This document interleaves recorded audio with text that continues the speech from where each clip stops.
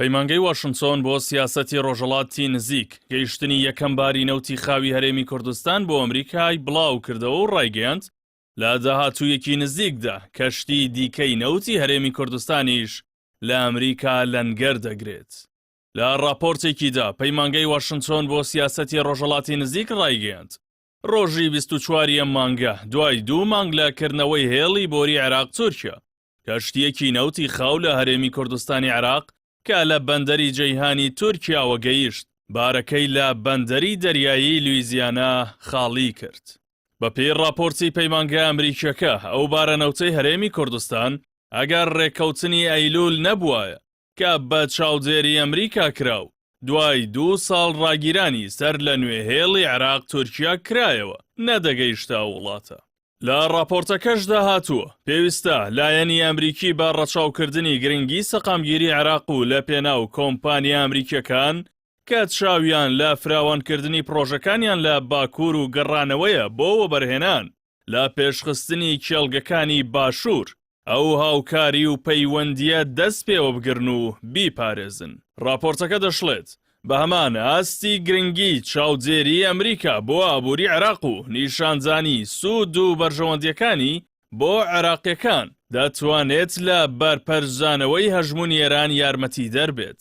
بە پێی ئەو زانیاریانەی کۆمپانیای کپلەری تایبەت بە زانیاریەکانی بازاڕی نەوت بڵاوی کردوێتەوە. کەشتی سیوایز برۆزۆس کە لە کۆتایی مانگی دەیەم ساڵدا نزیکەی 1 ملیۆن بەرمیل نەوتی خاوی باکووری عێراقی لە بەندەری جەیهانەوە بەرەو لویزیانا بار کردووە.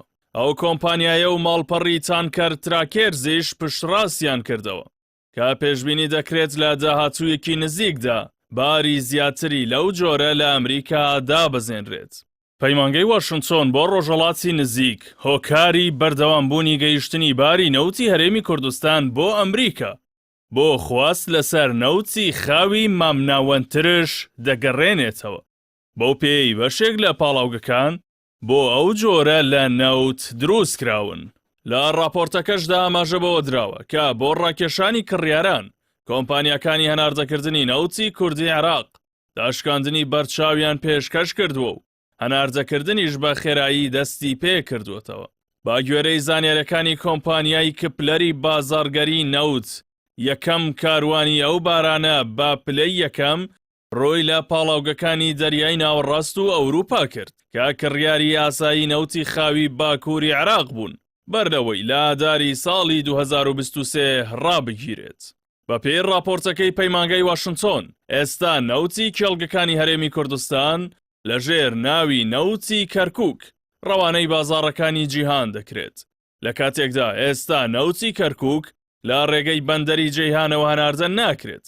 سەرچاوەکانی بازاڕی نەوتیش ئاماژە بە ئەوە دەکەن کە لەوانەیە کەرکووک ناوی نوێی تەواوی ئەو نەوتە بێت کە لە باکووری عێراقەوە هەناردە دەکرێت بە بەرهەمی کێڵگەکانی هەرێمی کوردستانیشەوە کە پێشتر بە ناوی نەوتی خاوی کوردی KBT ناسرا بوو.